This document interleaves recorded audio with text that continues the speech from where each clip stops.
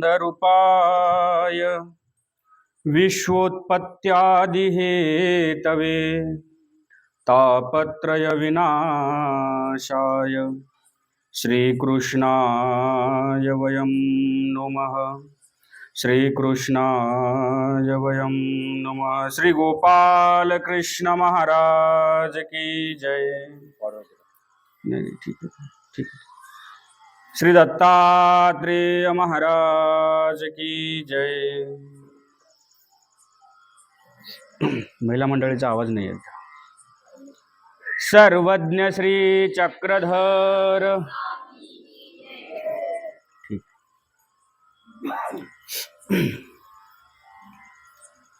मागील 6 दिवसापासून आपण श्रीमद भगवद्गीतेतील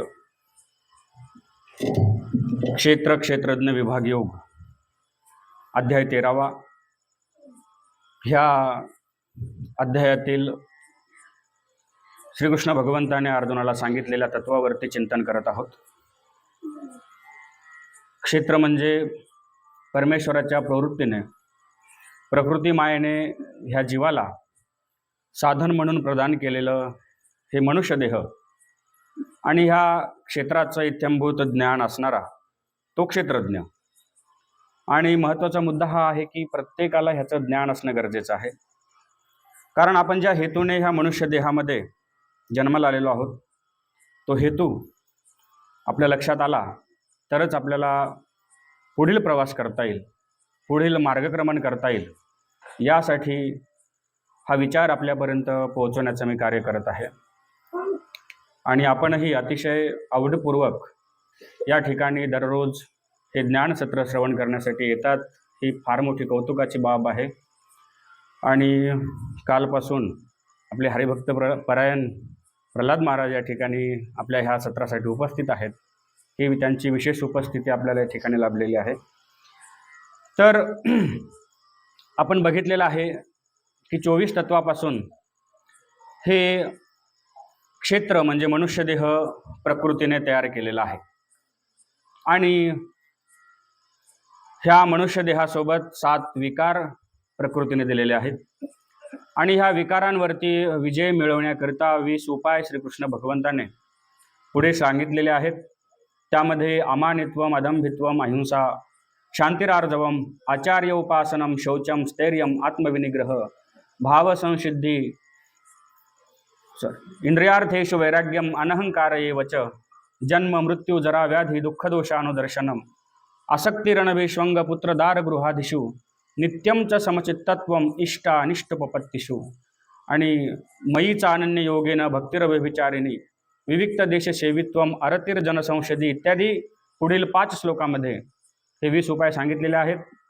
त्यापैकी जो पहिला उपाय सांगितलेला आहे अमानित्व, ह्यावरती आपण विवेचन ऐकत आहोत।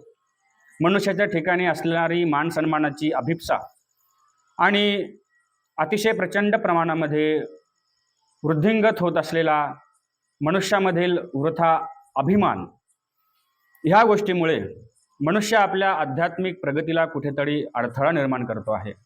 आपली आध्यात्मिक प्रगती तो स्वतःच्या हाताने रोखतो आहे आणि ही प्रगती त्याची थांबू नये, वृद्धिंगत व्हावी, यासाठी मनुष्यामध्ये जी मानसन्मानाची अभिप्सा आहे ही त्याने कमी करणं आणि अभिमानाचा भाव जो मनुष्यामध्ये वाढीला लागलेला आहे ह्याला कुठेतरी आळा घालणं हे त्याच्यासाठी अतिशय महत्त्वपूर्ण आहे।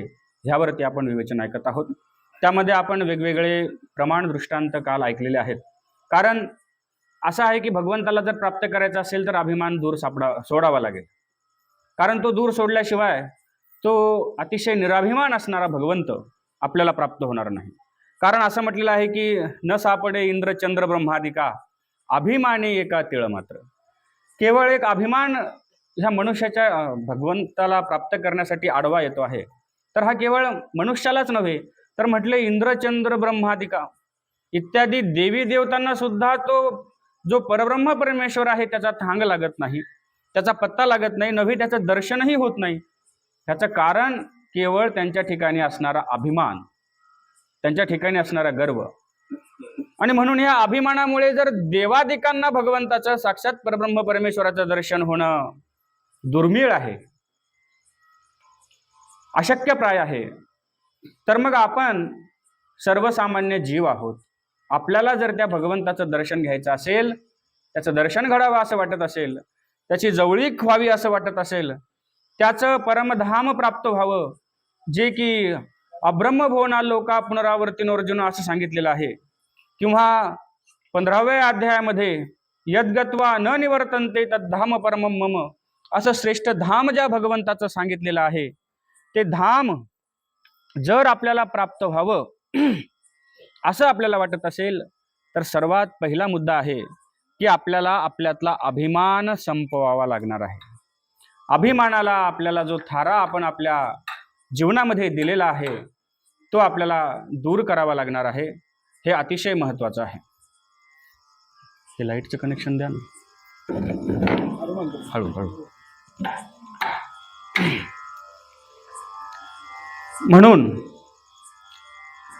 ह्या अभिमानामुळे मनुष्याच्या जीवनामध्ये त्याची फार मोठी हानी होत आहे. मग तो कुणीही असो. ह्या 2 लाईटचं कनेक्शन द्या.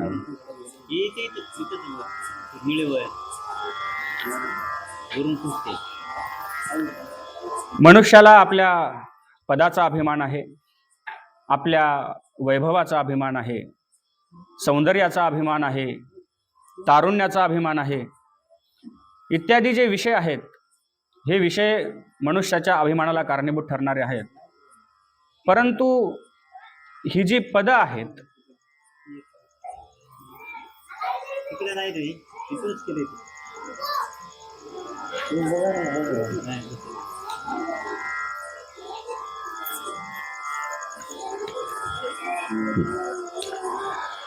आणि ह्या पदांमुळे मनुष्याचं जे जीवन आहे अभिमानाने व्याप्त झालेला आहे. तो अभिमानाने फुलून येतो. परंतु हा तुमचा अभिमान निसर्गापुढे, प्रकृतीपुढे अतिशय शून्य आहे.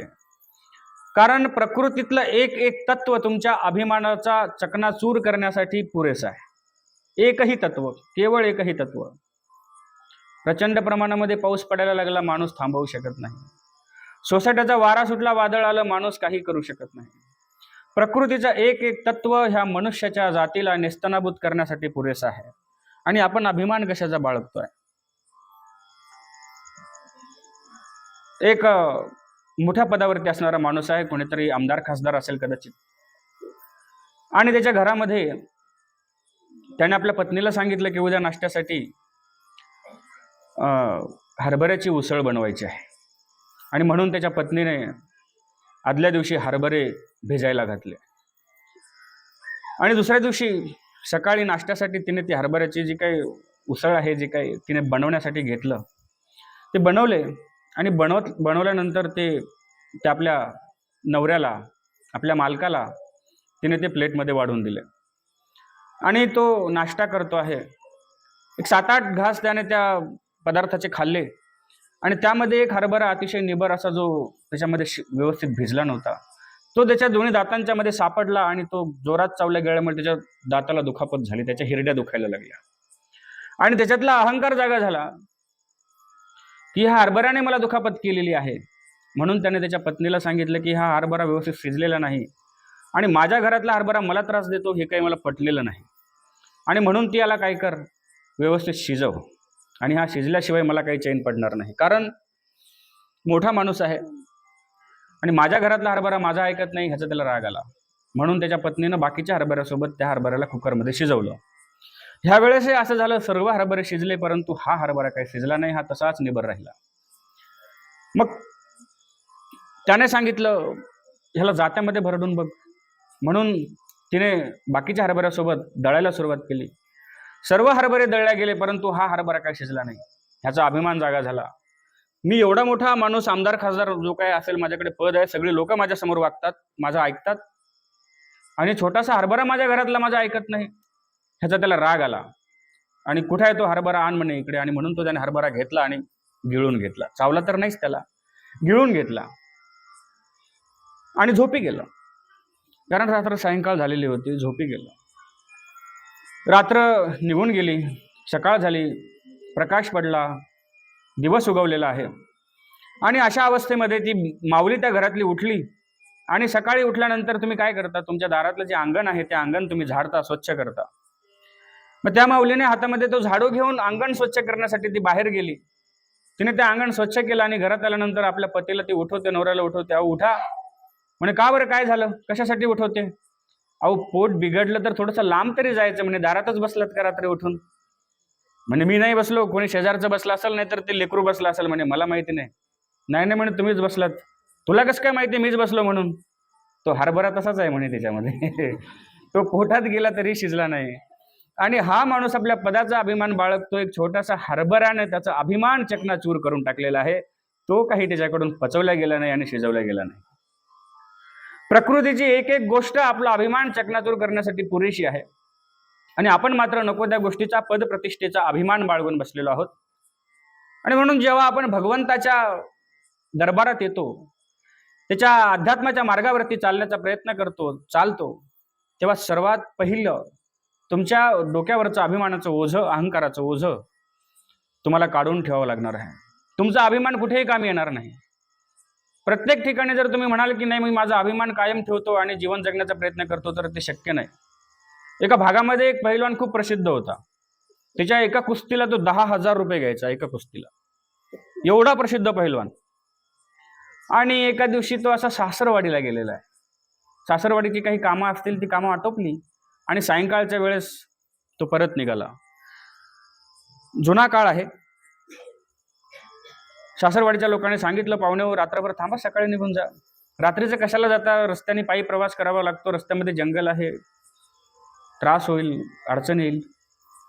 तो म्हणाला काही हरकत नाही, जाईल मी, माझा व्यवस्थित जाईल. आणि तो निघाला. आणि निघाल्यानंतर रात्र झालेली आहे, अंधार पडलेला आहे. त्या अंधारातनं तो प्रवास करतोय. रस्त्यामध्ये एका झाडावरती काही दरोडेखोर थांबले होते. ते खाली उतरले, त्यांनी उड्या खाल्ल्या आणि त्या पहिलवानाला म्हणाले, तुझ्याकडे काय आहे, आम्हाला देतो. म्हटलं, अरे माझ्याकडे काहीच नाही, मी सासरवाडीला गेलो होतो, घराकडे परत चाललो. मुकाट्याने देतोस का, कसं करतोस? आणि म्हणून त्यांनी बदा बदा बदा त्याला मारायला सुरुवात केली. 4-5 दरोडेखोर होते, काही जास्त नव्हते. आणि असा हा मार खाऊन तो पैलवान घरी आला. घरी आल्यानंतर दरवाजा बाजूला पत्नीने दार उघडलं. उघडल्यानंतर त्याची ती अस्ताव्यस्त अवस्था त्या पत्नीने बघितली आणि त्याला विचारते, काय झालं, ही तुमची अवस्था कोणी केली, तुम्हाला कोणी मारलं? एवढे मोठे धाडधिप्पाड पैलवान माणसं तुम्ही, आणि तुम्हाला कोणी मारलं? त्याने सांगितलं, काही नाही, ते रस्त्यामध्ये 2-4 दरोडेखोर भेटले होते आणि त्यांनी माझ्याकडे काही आहे का यासाठी विचारणा केली, तर मी त्यांना नाही म्हणून सांगितलं, कारण माझ्याकडे काही नव्हतं. तर तेव्हा त्या 4-5 जणांनी मला मारलं. त्या पत्नीने त्या आपल्या मालकाला विचारलं, एवढे मोठे पैलवान, मोठमोठ्या पैलवानांना तुम्ही त्या आखाड्यामध्ये गेल्यानंतर कुस्तीमध्ये लोळवता आणि तुम्हाला ते 2-4 लोकांना त्या दरोडेखोरांना मारलं झालं नाही? म्हणला, माझ्या एका कुस्तीला 10,000 रुपये भेटतात आणि त्या दोघा चौघाला फुकट मारू काय? म्हटलं, तिथं मला कोण होतो पैसे देणार? तुमच्याकडे असलेल्या म्हणजे जी काही शरीर संपत्ती आहे तिचा अभिमान, तुम्हाला त्यामुळे मिळणारे जे काही पैसे, त्याचा अभिमान जर तुम्ही त्यावेळेस बाळगत बसलात तर कदाचित तुम्हाला तुमच्या जीवालाही मुकावं लागेल. आणि म्हणून हा अभिमान कुठे बाळगायचा, कुठे धारण करायचा, कुठे आपल्याजवळ ठेवायचा, कुठे त्याचा त्याग करायचा, हे माणसाला कळायला पाहिजे. तुम्ही तुमच्या भौतिक व्यावहारिक ऐहिक जीवनामध्ये तुम्ही अभिमान घेऊन फिरत असता, चालत असता, ठीक आहे, स्वाभाविक आहे, हरकत नाही. पण जेव्हा तुम्ही देवाच्या दरबारामध्ये येता, जेव्हा तुम्ही परमार्थामध्ये येता, त्यावेळेस मात्र तुम्हाला तुमचा अभिमान त्या दरवाजाच्या बाहेर ठेवावा लागणार आहे. कारण नम्र झाल्याशिवाय तुम्हाला देवाची जवळी घडणार नाही, मी तुम्हाला कालपासून सांगतोय. आणि म्हणून ही नम्रता तुम्हाला धारण करावी लागणार आहे. कारण संतांनी म्हटले, लहानपण देगा देवा, मुंगी साखरेचा रवा. हे लहानपण तुम्हाला धारण केल्याशिवाय तुम्हाला सगळ्या गोष्टी साध्य होणार नाहीत. ही नम्रता धारण केल्याशिवाय तुम्हाला सगळ्या गोष्टी साध्य होणार नाहीत. आणि म्हणून तुम्ही जेवढं मोठं होण्याचा प्रयत्न कराल तेवढे तुम्ही संकुचित होत जाल, तेवढे लहान होत जाल. मागे मुंबईच्या ताज हॉटेलवरती हल्ला झाला, त्यामध्ये एक आरोपी पकडला गेला, त्याचं नाव होतं अजमल कसाब. त्या अतिरेक्याला पकडलं, जेलमध्ये बंद केलं, तुरुंगात बंद केलं आणि काही दिवसानंतर त्याला फाशीची शिक्षा सुनावण्यात आली. तेव्हा त्याची मुलाखत घेतली गेली आणि मुलाखत घेतल्यानंतर त्याने सगळी त्याची जी काही कथा आहे, जो काही त्याचा इतिहास आहे, त्याने सांगितला. तो म्हणाला, मी लहान होतो आणि त्यावेळेस ईद, मुस्लिम समाजामध्ये ईद सणाला जास्त महत्त्व आहे आणि हा ईद सण त्या ठिकाणी आला आणि सर्व माझ्या शेजारच्या पाजारच्या सगळ्या मित्रांनी नवीन कपडे घातले, परंतु मला घालण्यासाठी नवीन कपडे नव्हते. आणि मग त्याला घालण्यासाठी नवीन कपडे नसल्यामुळे तो त्याच्या वडिलांकडे गेला. त्याच्या वडिलांना तो म्हणतो, अबू मुझे पहनने के लिए नए कपडे चाहिए, मेरे सारे दोस्तों ने नए कपडे पहने हुए हैं, सर्वांनी नवे कपडे घातले, मला नवीन कपडे पाहिजेत. तेव्हा त्याच्या वडिलांनी उत्तर दिलं, बेटा हम गरीब है, हम नए कपडे नहीं खरीद सकते. गरीब असल्यामुळे आपण नवीन कपडे घेऊ शकत नाही. लहान मुलं जिज्ञासू असतात. त्याने विचारलं, अबू गरीब मतलब क्या होता है, गरीबी का मतलब क्या होता है, गरीब म्हणजे काय? तेव्हा त्याच्या वडिलांनी उत्तर दिलं, बेटा जिनके पास पैसा नहीं होता, जिनको खाने पीने के लिए जो चाहिए वो नहीं मिल सकता, रहने के लिए अच्छा घर नहीं होता, वो गरीब होते हैं. हमारे पास ये सब चीजें नहीं है, आपल्याकडे ह्या सगळ्या वस्तू नाही आहेत, राहायला व्यवस्थित घर नाही, आपल्याकडे खाण्यापिण्याची भ्रांत आहे आपल्याला आणि म्हणून आपण गरीब आहोत. याचं सगळ्याचं मूळ कारण म्हणजे आपल्याकडे पैसा नाही. तो म्हणाला, एवढंच? पैसा नाही म्हणजे माणूस गरीब असतो का? पैसा आला म्हणजे माणूस श्रीमंत होतो का? ठीक आहे, हे त्याने लक्षात ठेवलं. आणि काही दिवसानंतर असंच एका आपल्या मित्राकडे तो खेळायला गेलेला आहे, खेळतोय त्याच्या घरामध्ये आणि त्याच्या आईने कुठल्या तरी देवळीमध्ये काही थोडेफार पैसे ठेवलेले. ते पैसे त्याला दिसले, त्याच्या लक्षात आलं की पैसे आले म्हणजे माणूस श्रीमंत होतो आणि म्हणून त्याने आजूबाजूला बघितलं की आपल्याकडे कोणी बघत नाहीये. त्या देवळीतले ते पैसे त्याने घेतले, आपल्या खिशामध्ये टाकले आणि धूम ठोकले आपल्या घराकडे गेला, आपल्या वडिलांजवळ गेला. वडिलांना म्हटलं, अबू हात सामने करो. वडील म्हणतात, क्यों बेटा, कशासाठी? तो म्हणतो, आप हात तो सामने करो. आणि मग तो हात पुढे करतो आणि आपल्या खिशातले ते पैसे काढून तो आपल्या वडिलांच्या हातावरती ठेवतो. म्हणतो, अबू अब मैं पैसे लेके आया, अब हम अमीर हो गए, अब हम गरीब नहीं रहे. त्या वडिलांनी विचारायला पाहिजे की पैसे कुठून आणले, काय केलं, पैसे तुला कसे मिळाले? वडिलांची परिस्थिती हालाकीची होती, त्याने विचार नाही केला. मुलगा कपड्यासाठी हट्ट करतोय बऱ्याच दिवसापासून, ठीक आहे, थोडीशी मदत झाली.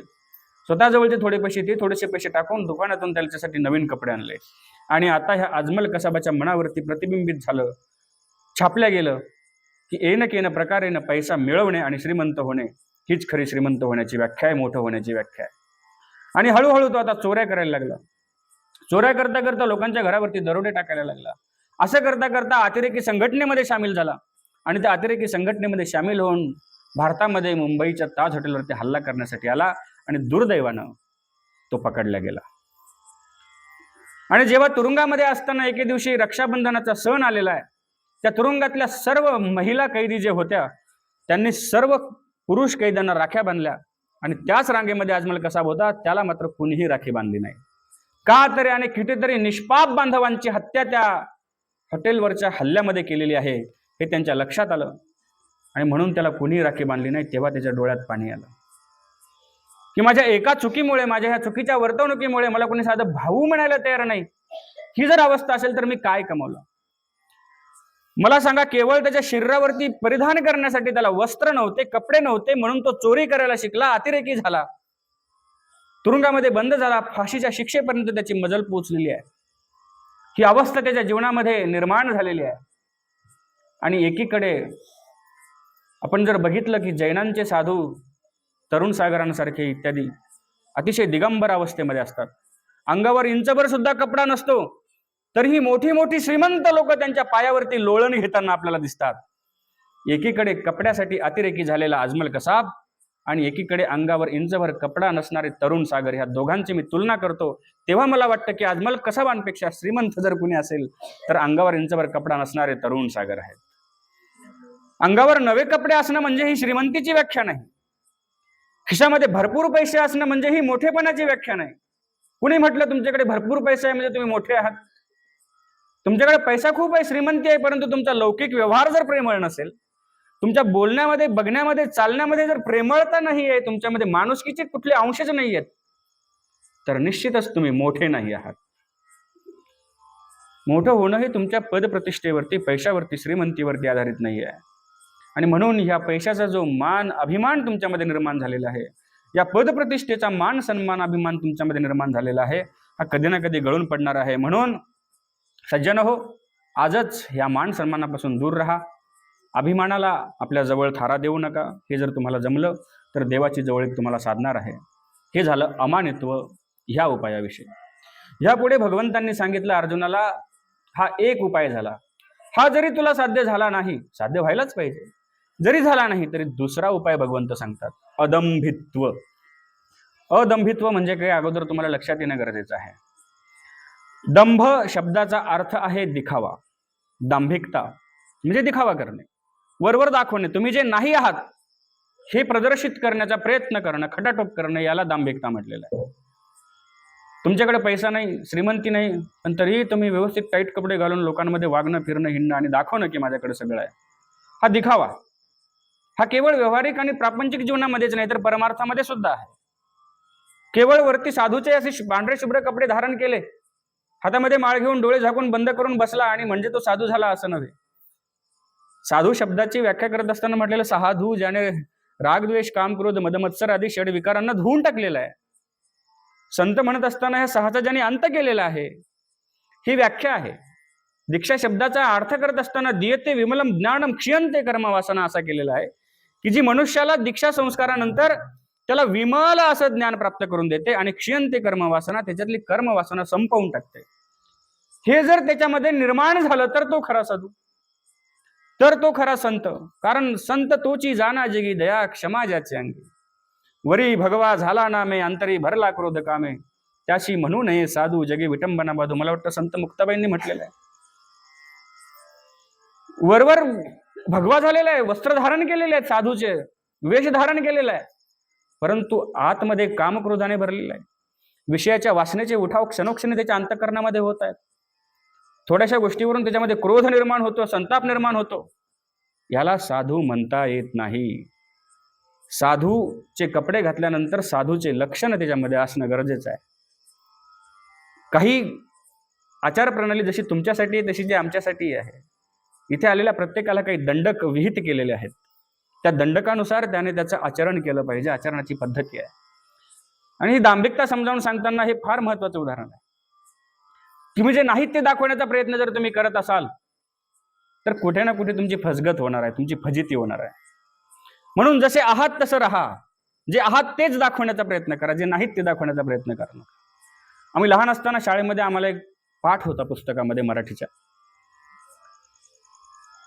काही बेंडकाची पिल्लं तळ्याच्या काठावरती आली आणि त्या तळ्यावरती एक बैल पाणी पिण्यासाठी आला होता. त्यांनी तो बैल बघितला, पहिल्यांदाच बघितला. एवढा महाकाय प्राणी, मोठ्या शरीराचा प्राणी. बेंडकाच्या दृष्टीनं बैल मोठाच आहे. एवढा मोठा प्राणी त्यांनी पहिल्यांदाच बघितला. डोळे विस्फारून त्या बैलाकडे ते बघत राहिले. त्यांनी बघितलं, तो बैल पाणी पिऊन निघून गेला आणि ते त्या पाण्यामध्ये उड्या मारत मारत आपल्या घरी आले. घरी आल्यानंतर आपल्या वडिलांना त्यांनी सांगितलं, म्हणाले, बाबा एवढा मोठा प्राणी आला होता, आपल्या डोळ्यामध्ये पण मावणार नाही एवढा मोठा प्राणी आला होता. आता ह्याने शांत बसायला पाहिजे, ठीक आहे, मान्य करायला पाहिजे. पण काही माणसांमध्ये बघा अहंकार आहे, दांभिकतेचे गुण लपलेले असतात. काय मोठा असेल म्हणे असून असून त्याने आपलं पोट फुगवलं, हा पोटामध्ये हवा भरली. एवढा मोठा होता का? नाही नाही, याच्यापेक्षा मोठा होता म्हणे. मला पण तेवढं मोठं होता म्हणे. काय मोठं होण्याचा अर्थ म्हणजे काय वेगळं आहे त्याच्यामध्ये? अजून त्याने पोटामध्ये हवा भरली, मोठा झाला, अजून फुगला. नाही, अजून मोठा होता, अजून फुगला, अजून मोठा झाला, अजून मोठा होता म्हणे, अजून फुगला आणि फुगून फुगून फटकन बार झाला, फुटून गेला, मरून गेला. त्या बेंडकाचा आकार छोटासा आहे. पाठ्यपुस्तकात पाठ होता आम्हाला लहानपणी. आणि त्याने मोठं होण्याचा प्रयत्न केला, जे नाही ते दाखवण्याचा प्रयत्न केला. परिणाम काय झाले? त्याला स्वतःच्या जीवाला गमवावं लागलं, स्वतःच्या जीवनाशी हात धुवावा लागला. म्हणून आपण जे नाहीत ते दाखवण्याचा प्रयत्न करू नका. जसं भगवंताने आपल्याला दिलेलं आहे जीवन, जसं त्यानं ठेवलेलं आहे, जे जे आपल्याला दिलेलं आहे ते स्वीकारा, त्यानुसार राहण्याचा प्रयत्न करा. आपण काय करतो की दांभिकता आपल्या जीवनामध्ये निर्माण करण्याचा प्रयत्न करतो, जे नाही ते दाखवण्याचा प्रयत्न करतो आणि म्हणून आपली फसगत होते, आपली फजिती होते. भक्ती करत असताना भक्तीचा केवळ दिखावा करणं आणि अंतःकरणातून भक्ती करणं यामध्ये फार मोठा भेद आहे. एका गावामध्ये एका मौलाना नसरुद्दीन म्हणून आख्यायिका आहे.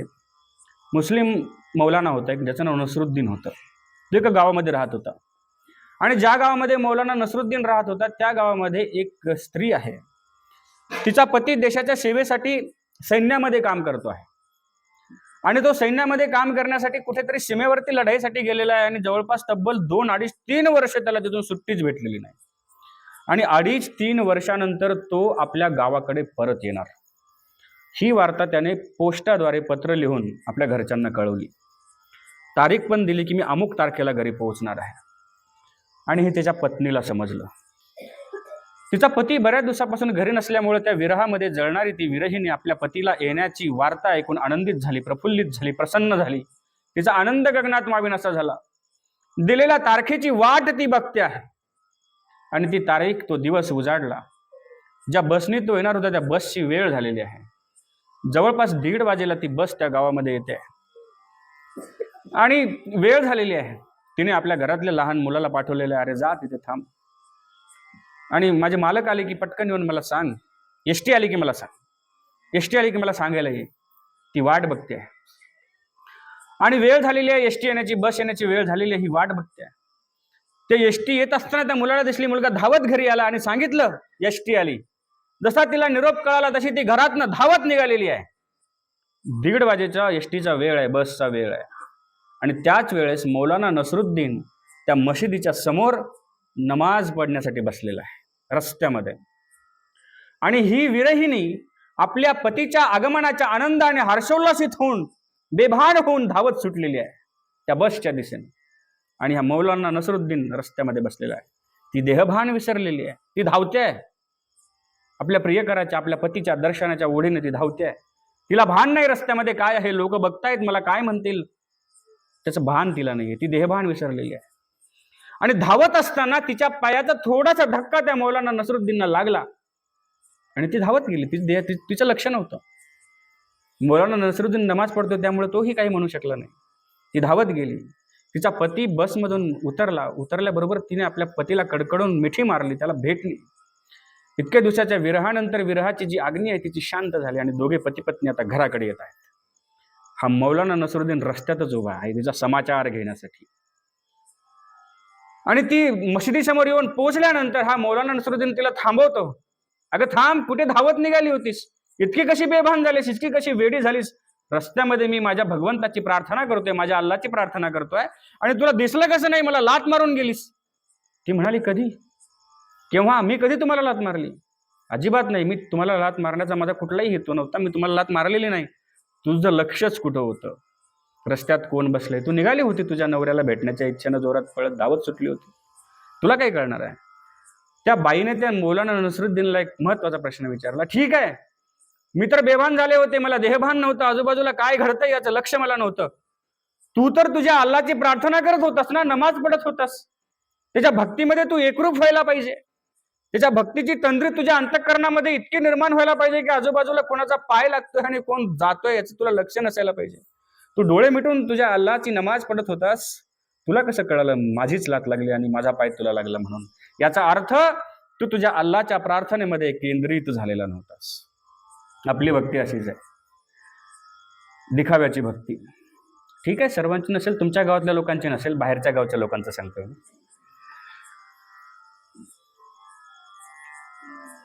मांडवा संप्रदायामध्ये एक आरती आहे, आरती प्रभू मेरे तन मन धन की, तिजो प्राप्ती मुझे आपने चरण की. त्याच्यामध्ये एक ओळ येते, तेरे बिना मुझे डर नहीं किसी का. तो पुजारी आरती म्हणत होता मंदिराच्या गाभाऱ्यामध्ये जाऊन, तेरे बिना मुझे डर नहीं किसी का. आणि वरून एक पालीचं पिल्लू त्याच्या अंगावरती पडलं. हातातलं मोर्चे जागेवरती टाकून पार मंदिराच्या बाहेर, परकोटाच्या बाहेर धावत गेला त्या पालीला झाडत झाडत, आणि म्हणतो तेरे बिना मुझे डर नहीं किसी का. साध्या पालीच्या पिल्लाला घाबरला तू आणि म्हणतो तेरे बिना मुझे डर नहीं किसी का. करायचं म्हणून करतो ना आपण, वरवर करतो की नाही आपण, अंतःकरणामधून करतो का? अजून एक आरती तो भक्त म्हणत होता दररोज की, गरुडावरी बैसोनी लवकरी तो यावे, नाही तरी हा प्राण तेजीन सद्भावे. आणि ती लक्ष्मी त्या विष्णूला म्हणते, अहो जा, तुमचा भक्त तुम्हाला बोलवतोय गरुडावर बसून लवकर जा, नाही तर हा प्राण तेजीन सद्भावे म्हणतोय, हा प्राण देईल म्हणतो, प्राण अर्पण करण म्हणतो. विष्णू म्हणतात, नाही असं काही नाही, तो रोजच म्हणतो. अहो जा, खरंच तो जीव देईल. त्याची आरती म्हणून झाली, सगळं झालं, जेवायला बसला पठ्ठ्यान. लक्ष्मीनं पाहिलं, हा तर आता म्हणत होता प्राण तेजीन सद्भावे आणि आता जेवण करतोय, असं कसं? त्या विष्णूने सांगितलं की अगं बाई, तो लहानपणापासून ही आरती म्हणतोय, त्यांना अजूनपर्यंत काही त्याचा प्राण तेजला नाही, प्राणाचा त्याग केला नाही, आणि मी कधी गेलो नाही. आपण फक्त म्हणायचं म्हणून म्हणत असतो, करायचं म्हणून करत असतो, वरवर सगळ्या गोष्टी आपण करत असतो. अंतःकरणाचा काय आहे? भक्ती हा देहाचा विषय आहे का? देहाचे विषय वेगळे आहेत, अंतःकरणाचे विषय वेगळे आहेत. संत म्हणतात संसारी असावे, असूनही नसावे. संसारी असावे असं पण म्हणतात, असूनही नसावे असंही म्हणतात. संभ्रम निर्माण होतो की नाही? मग असावे की नसावे दोन्ही सांगतात. करायचं काय नेमकं? गुंत्यामध्ये पडला ना माणूस. त्याचा अर्थ आपल्या लक्षात आला पाहिजे. संसार हा देहाचा विषय आहे की आत्म्याचा विषय आहे? मला सांगा, संसार हा देहाचा विषय आहे की आत्म्याचा आहे? देहाचा आहे, आत्म्याचा नाही. आत्म्याचा विषय तर अध्यात्म आहे. आणि म्हणून संत म्हणतात संसारी असावे ते देहाने आणि नसावे ते आत्म्याने. आपण मात्र वेगळं करतो. आपण जीव लावून संसार करतो. हे जीवाचं लक्षण नाही, ते जीवाचं कार्यच नाही संसार करणं. जीव हा अध्यात्मासाठी निर्माण केलेला आहे. भगवंताचं नामस्मरण करावं आणि आपला उद्धार करून घ्यावा, यासाठी ह्या जीवाला देह हे साधन दिलेलं आहे. त्या देहरूपी साधनाचा विषय संसार असू शकतो. म्हणून संसारी असावे ते देहाने आणि नसावे ते जीवाने. पण आपलं चुकतं. मी म्हटलं तुम्हाला की आपण जीव लावून संसार करतो, संसारात जीव लावतो. चुकतं आपलं इथे. आणि म्हणून भक्ती करायची असेल तर ती आतून करा, अंतःकरणातून करा. आपल्या हातामध्ये गाठी असते, माळ असते. आपण माळेचे मणी ओढत असतो आणि आपल्या मुखामध्ये आपण नाम घेत असतो. मोठमोठ्याने नाम घेतो आपण, किंवा तोंडाने नाम उच्चारण करतो. हातामध्ये गाठी असते, पण मनामध्ये विचार आहे. सोयाबीनची गंजी लावलेली आहे, आभाळाला पाऊस पडतो का काही कोणास ठाऊक. पोर शेताकडे गेले, त्या बैलाला पाणी पाजलं की नाही काय माहिती. हातामध्ये गाठी आहे, हातामध्ये माळ ओढतोय, नामचिंतन त्याच्या तोंडामध्ये चालू आहे, पण मनामध्ये मात्र प्रपंचाचे विचार आहेत, भौतिक जगाचे विचार चालू आहेत. बरं ठीक आहे, मनामध्ये नामस्मरण करतो आहे, पण तोंडाने अरे ती गाय सुटली, तिकडे गेली ती जेवारीमध्ये, तिला बाजूला घे आणि तिकडे खुंट्यावरती नेऊन बांध. आतमध्ये नामस्मरण चालू आहे आणि तोंडाने मात्र बाकीची बडबड चालू आहे. इथं नामस्मरण म्हणण्याचं कारण काय माहिती आहे का? नाम आणि स्मरण दोन्ही गोष्टी घडल्या पाहिजे. नाम हे वाचेने आणि स्मरण हे अंतःकरणाने. देह आणि अंतःकरण, देह आणि जीव ह्या दोन्हीचं समत्वम योग उच्यते. जेव्हा तुम्ही एकत्रीकरण करता आणि मग भगवंताचं नामस्मरण करता, तेव्हा ते सफल होतं, तेव्हा ते त्याच्यापर्यंत पोहोचतं. अंतःकरणामध्ये वेगळा विषय चालू आहे, वाणीने वेगळंच काहीतरी चालू आहे, त्यावेळेस नाही होत. आणि म्हणून अंतर्बाह्य शुद्ध होणं गरजेचं आहे. अंतर्बाह्य तुमच्यामध्ये ती एकच गोष्ट असणं गरजेचं आहे, बाहेर एक आणि आत एक. याला दांभिकता म्हटलेलं आहे. आणि इथं सांगितलेलं आहे की अदंभित्व, ही दांभिकता नष्ट करा. तुम्ही जे नाहीत ते दाखवण्याचा प्रयत्न करू नका, जे आहात त्या पद्धतीने राहा. आणि मग तुम्हाला जे दाखवायचंय तसं होण्याचा प्रयत्न करा ना. तुम्हाला जर असं वाटत असेल की मला लोकांमध्ये माझी श्रीमंती दाखवायची, ऐश्वर्य दाखवायचे, कष्ट करा, श्रीमंत व्हा, ऐश्वर्य प्राप्त करा आणि मग दाखवा जगाला. असेल हिंमत तुमच्या मनगटामध्ये तर करून दाखवा, केवळ दाखवण्याचा प्रयत्न करू नका. लोकांनी मला भक्त म्हणावं, लोकांनी मला आध्यात्मिक म्हणावं, मला चांगलं म्हणावं, असं जर तुम्हाला वाटत असेल तर भक्तीच्या मार्गावरती जा. खरीखुरी भक्ती करा, अंतर्बाह्य भक्ती करा. लोक तर म्हणतीलच, पण देवही तुम्हाला जवळ घेईल. दोन्ही प्रकारचे फायदे होते. आपण जसे बाहेरून आहोत तसे आतून नसतो, जसे आतून आहोत तसे बाहेरून नसतो. असं म्हणतात की खायचे दात वेगळे आणि दाखवायचे दात वेगळे. अशी परिस्थिती माणसाची झालेली आहे. खायचे दात त्याचे वेगळेच असतात, त्याच्या मनामध्ये एकच असतं, पण चेहऱ्यावरचे भाव वेगळे असतात. चेहऱ्यावरती फार सात्विकपणा असेल, अतिशय म्हणजे प्रेमळपणा चेहऱ्यावरती असेल, पण आतमध्ये जर कपट असेल तर काही माणसं बघा जवळ येऊन तुमच्या गोडगोड बोलतात. असं मग केसाने गळा कापणे, ही म्हणच त्यामुळे आलेली आहे. वरवर अतिशय मृदू भाष्य तुमच्याशी करतील, अतिशय स्मित हास्य वदन त्यांचं असेल, परंतु आतमध्ये जर त्यांच्या क्रूरता भरलेली असेल तर ते दिसणार आहे का? शास्त्रकार म्हणतात, नारी केल समाकारा दृश्यंते खलू सज्जना, अन्यैव बदरिकाकारा बहिरेव मनोहरा. सज्जनांचं लक्षण सांगितलेलं आहे नारळासारखं. नारळ कसं असतं? नारळ तुम्ही शिरल्यानंतर बघा, त्याचं कवच किती कठीण असतं, कडक असतं, आणि त्याला फोडल्यानंतर आतमध्ये गोड असा गरा असतो, खोबरं असतं, जे माणसाच्या शरीराला धष्टपुष्ट बनवतं. हे सज्जन असे असतात. तैसे सज्जनाचे चित्त असं म्हटलेलं आहे. आणि अन्यैव बदरिकाकारा बहिरेव मनोहरा. आणि दुर्जनांचं म्हणजे लक्षण सांगतात, बदरिकाकारा. बदरिका म्हणजे खारीक. खारीक कशी असते? बाहेरून गोड असते, आणि जर तुम्ही तशीच खायला गेलात कसं कसं चावून तर तिच्यामध्ये आठवळे असते, ती तुमचा दात पाडल्याशिवाय राहणार नाही. तसे दुर्जन असतात, बाहेर बाहेर गोड बोलतात, बाहेर बाहेर गोडपणा दाखवतात, स्मित हास्य दाखवतील, अतिशय मृदू भाष्य करतील, परंतु आतमध्ये त्यांच्या कठोरता असते. सर्वज्ञ श्री चक्रधर स्वामींनी पाणी अंतुल गुंडे दृष्टांत दिला. पाणी अंतून गुंडेला वर भिजेला ओला दिसे, फोडूनही पाहिजे तो आत कोरडा असे. पाण्यातला दगड वरून भिजल्यासारखा दिसतो, शेवाळलेला दिसतो, त्याला जेव्हा तुम्ही फोडून पाहता तेव्हा ते आतमध्ये कोरडच असतं, आतमध्ये त्याच्या ओलावा जात नाही. अशी कठीण अंतःकरणाची माणसं असतात, बाहेरून मृदुता दाखवतात परंतु आतमध्ये त्यांचं अंतःकरण कठोर आहे. तुम्ही बाहेरून काय तुम्हाला दिसतं ना ह्याच्यावरती कधीच भाळू नका. ऊस डोंगा परी रसन होय डोंगा, काय भुलला शिवरली असं. काय कशाला आपण भुलतो? वरल्या वरल्या रंगाला भुलतो आपण. एखादा मुलगा मुलगी बघायला गेला की तिचा रंग पाहतो, ती गोरी आहे का, देखणी आहे का, तिचा स्वभाव पाहतो का, ती सुलक्षणी आहे का, आईवडिलांची सेवा करेल का, तिच्यामध्ये सौजन्याची भावना आहे का, हे बघत नाही आपण, फक्त सौंदर्य बघून भाळत असतो. लाल मुंग्या जास्त चावतात, लक्षात घ्या, काळ्या चावत नसतात. सौंदर्य बघू नका, त्यांच्यातले गुण बघा. आणि म्हणून जे वरून दिसतं ते आतून असतंच असं नाही, म्हणून दिसतं ते नसतं म्हणून जग फसतं असं म्हणतात की नाही. किती गोष्टी सांगायच्या, किती खूप काही आहे सांगण्यासारखं. आणि म्हणून ही दांभिकता ह्या समाजामध्ये खचखचून भरलेली, आजच्या समाजात तर खूप आहे, सगळीकडे बघायला भेटतं. सगळीकडे म्हणजे सगळीकडे, अगदी सगळीकडे. केवळ भौतिक सांसारिक क्षेत्रातच नव्हे, आध्यात्मिक क्षेत्रात सुद्धा प्रामाणिकपणे मान्य करतो.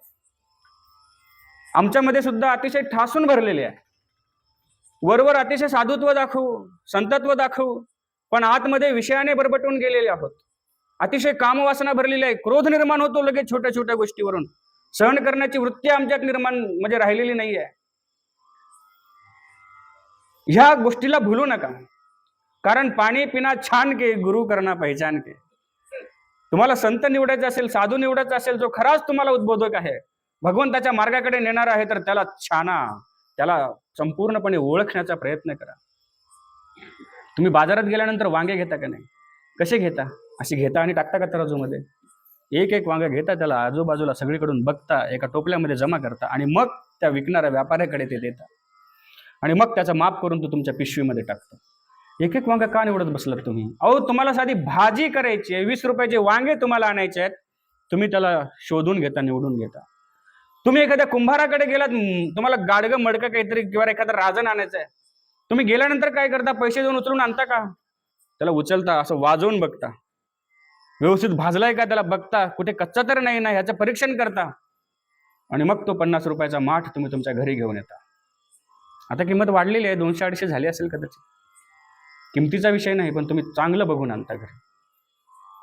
तसं तुम्ही परमार्थामध्ये ज्या संताच्या, ज्या साधूच्या मार्गावरती आचरण करण्यासाठी निघालात ना, तेव्हा त्याची आचार प्रणाली बघा, त्याचं वर्तन बघा, त्याच्यामध्ये असणारे गुण बघा.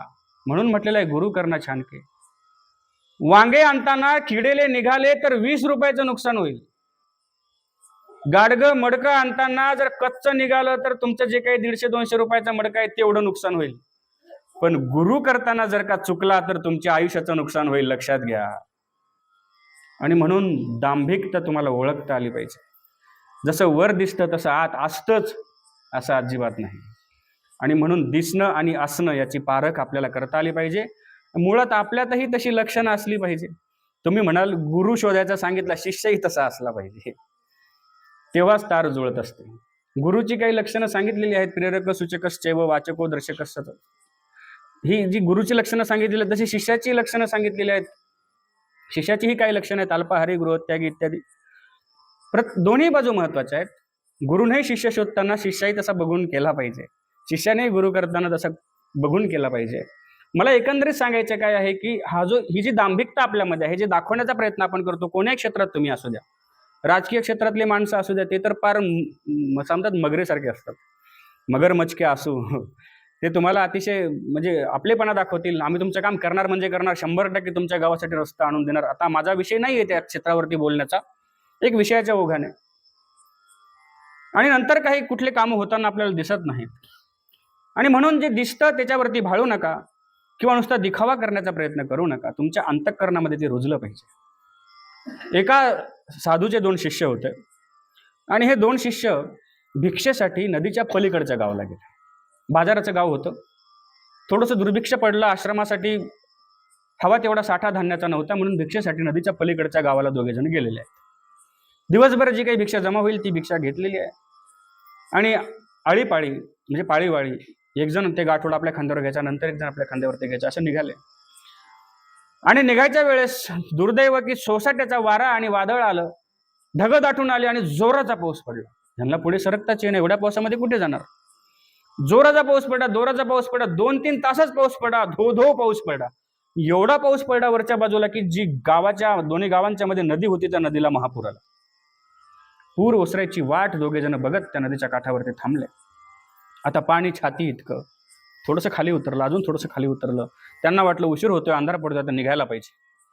त्याच गावामध्ये पलीकडच्या गावातली एक स्त्री बाजारामध्ये काहीतरी विकण्यासाठी आलेली होती. ती पण घराच्या ओढीनं निघालेली आहे. ती पण नदीच्या काठावरती थांबलेली आहे. आता पाणी खाली उतरलं, कमरेच्या जवळपास पोटा इतकं पाणी राहिलेलं आहे. आणि हे 2 शिष्य जे आहेत, हे दोघे गुरुबंधू निघाले. आता त्या नदीच्या प्रवाहात उतरले पलीकडे जाण्यासाठी. ही माऊली मात्र आता पुरुषाच्या तुलनेमध्ये स्त्रीमध्ये शक्ती ही कमी असते, हा निसर्गाचा नियमच आहे, त्याला आपण नाकारू शकत नाही. आणि म्हणून ती चिंतातूर होऊन त्या ठिकाणी बसलेली आहे. रात्र होत चाललेली आहे, घरी मुलं उपाशी आहेत, पतीच्या जेवणाची व्यवस्था नाही, जायला तर पाहिजे. तिच्या चेहऱ्यावरची चिंता त्यापैकी एका संन्यासाने ओळखली आणि त्याने त्या स्त्रीला आवाज दिला, म्हणाला, माते बस माझ्या खांद्यावर, मी तुला पलीकडच्या काठावरती सोडतो. त्याने त्या स्त्रीला खांद्यावरती घेतलं पलीकडच्या काठावर सोडण्यासाठी. पलीकडच्या काठावरती सोडलं आणि दोघेही आश्रमाच्या दिशेने निघाले. इतका वेळ दोघांमध्ये गप्पा चालू होत्या, बोलत बोलत नदीच्या काठापर्यंत आले होते. परंतु ज्या संन्याशाने त्या स्त्रीला खांद्यावरती घेतलं होतं त्या संन्याशाला आता जो दुसरा त्याचा गुरुभाऊ होता तो बोलायलाच तयार नाही. कारण संन्याशाला स्त्रीचा स्पर्श सुद्धा विटाळशी, म्हणजे अस्पृश्य असा. ब्रह्मचारी शिष्य दोघेही. आणि त्याच्या मनामध्ये काहीतरी वेगळा विचार चालू आहे. तो त्याच्याशी बोलायलाही तयार नाही, त्याच्याकडे बघायलाही तयार नाही. थोडा वेळ असाच मूकपणे प्रवास चालू झालेला आहे. आणि हा प्रवास होत असताना त्याने न राहावून विचारलं, का रे दादा, इतका वेळ तर गप्पा मारत होतास, आता माझ्याशी का बोलत नाहीस, का गप्प झाला. त्याने सांगितलं, अरे विसरलास आपल्या गुरुने तुला काय सांगितलं, आपण कोण आहोत, आणि तू त्या स्त्रीला खांद्यावरती घेऊन नदी पार करून दिली. तो म्हणाला, असं होय, त्या स्त्रीला तर मी त्या नदीच्या काठावरच सोडून दिलं, तू मात्र तुझ्या मनात त्या स्त्रीला इथपर्यंत घेऊन आलास, त्याचं काय. ह्याने अतिशय निर्विकार भावनेने त्या माऊलीला फक्त नदी पार करावी यासाठी मदत केली. तो जसा आतून होता तसाच बाहेरून होता. बाहेरून वेगळा आणि आतून वेगळा असं त्याचं काम नव्हतं. परंतु हा जो दुसरा होता ना, याच्या मनात विकार निर्माण झाला. ह्याने स्त्रीला आणलं, हिच्याकडून पाप घडलं, हा विकार त्याच्या अंतःकरणामध्ये निर्माण झाला. कारण हा जसा बाहेरून होता तसा आतून नव्हता. आपल्याला अंतर्बाह्य शुद्ध होता आलं पाहिजे त्या संन्यासासारखं. किती सहज सुलभ साध्या भावनेने त्याने त्या स्त्रीला मातृत्वाच्या भावनेने, वत्सलतेच्या भावनेने आपल्या खांद्यावरती घेतलं, एक सहकार्य म्हणून नदीच्या काठावरती सोडलं. आपल्या अंतःकरणाला विकाराचा स्पर्शही होऊ दिला नाही. हे महत्वाचं आहे. हे अंतर्बाह्य निर्विकार होणं, अंतर्बाह्य शुद्ध होणं, दांभिकतेला अजिबात थारा न देणं आपल्या जीवनामध्ये, हे फार महत्वाचं आहे. आपण फक्त दिखाव्यासाठी गोष्टी करतो. आपण दान जरी केलं ना, दिखाव्यासाठी करतो. धर्म जरी केला, दिखाव्यासाठी करतो. पण शास्त्र काय सांगतं, दातव्यमिति यद्दानम दीयते अनुपकारिणे देशे कालेच पात्रेच तद्दानम सात्विकम श्रुतम. सात्विक दानाची व्याख्या करताना भगवान श्रीकृष्णाने सांगितलं की दातव्यमिति यद्दानम दीयते अनुपकारिणे. तुम्ही जे दान देता ते उपकाराची भावना न ठेवताना द्या. महानुभाव शास्त्रकारांनी याच्यावर सुंदर असं भाष्य केलेलं आहे. स्वसत्ता सांडूनी परसत्ता संपादने ते दान. स्वतःची सत्ता सांडून, स्वतःची सत्ता काढून परसत्ता संपादने, दुसऱ्याची सत्ता त्या वस्तूवर करून देणं, याला दान म्हटलेलं आहे. पुन्हा तिच्यावर आपली सत्ता गाजवायची नाही. काही गोष्टी आठवतात बोलताना. असाच एका मंदिरामध्ये सत्संग चालू होता. उन्हाळ्याचे दिवस होते. संध्याकाळी 7-7:30च्या वेळेस सगळेजण शेतून आल्यानंतर आरती वगैरे करून आम्ही 8-8:15ला सत्संग चालू केला. बरीचशी भक्त मंडळी तुमच्यासारखी समोर बसलेली होती आणि मी त्यांना काही शास्त्रातले सिद्धांत समजावून सांगत होतो. तेवढ्यात एक गृहस्थ आले, मंदिरात आले. आल्यानंतर देवाच्या मूर्तीला नमस्कार केला आणि तिथे जो पंखा आमच्या मस्तकावरती असं चालू होतं छताला, पंखा फिरत होता, कारण उन्हाळ्याचे दिवस होते, हवा गरजेची होती, नाही तर गरमी झाली असती. पंखा चालू होता, त्या चालू पंख्याचं बटन त्या सद्गृहस्थांनी बंद केलं. सर्वांनी त्यांच्याकडे एका वेगळ्या नजरेने बघितलं. मी त्यांना विचारलं, अहो का हो, चालू पंखा होता, आम्हाला गरमी होईल ना, चालू करा, बंद कशाला केला? तो म्हटला, बाबा हा पंखा मी दिलेला आहे. म्हटला, अरे हो तू दिलेला आहे बाबा, चांगली गोष्ट आहे, तू दिली, चांगलं केलं, मग बंद कशाला करतो? तू दिलाय कशासाठी? हवा लागावी म्हणून दिला ना. ते सगळं ठीक आहे म्हणे बाबा, पण त्या पंख्यावरती माझं नाव टाकलेलं आहे, आणि तो पंखा जर चालू ठेवला तर एवढ्या लोकांना ते नाव दिसेल का कोणी पंखा दिला म्हणून? म्हणून मी बंद केला, की माझं नाव त्या पंख्यावरच्या लोकांना दिसलं पाहिजे, म्हणून लोकांना कळालं पाहिजे. दाखवण्यासाठी केलं की नाही आपण? तुम्ही जेव्हा एखादी गोष्ट करता, दाखवण्यासाठी करू नका. अध्यात्मात तर करूच नका. व्यावहारिक जीवनातही नाही करायला पाहिजे, प्रापंचिक जीवनातही नाही करायला पाहिजे, कारण त्यांना फजिती होणार हे निश्चित. चुकली या वर्म फेरा पडे. हिच्यामध्ये तुमची चूक झाली, तुमची एकदा तुम्ही दांभिकता दाखवण्याचा प्रयत्न केला, फक्त दर्शनिक तुम्ही काही गोष्टी केल्या, की वेळ प्रसंग जेव्हा खऱ्या अर्थानं तुमच्या समोर येईल तेव्हा तुम्हाला काही करता येणार नाही. तुम्ही कोण्या कोण्या गोष्टीचे दिखावे करणार? ज्ञानी असण्याचा दिखावा करणार तर तुमच्याकडे असणं गरजेचं आहे, कारण वेळ प्रसंग आल्यानंतर तुम्ही स्वतःला ज्ञानी म्हणून घेता, पण कुणी काही विचारलं, सांगता आलं पाहिजे. लोक म्हणतात सगळी नाटकं करता येतात, पैशाचं नाटक करता येत नाही. असतात काही गोष्टी ज्याचा दिखावा आपल्याला करताच येत नाही, त्या असाव्याच लागतात, त्यांचं अस्तित्व आपल्यामध्ये असावं लागतं.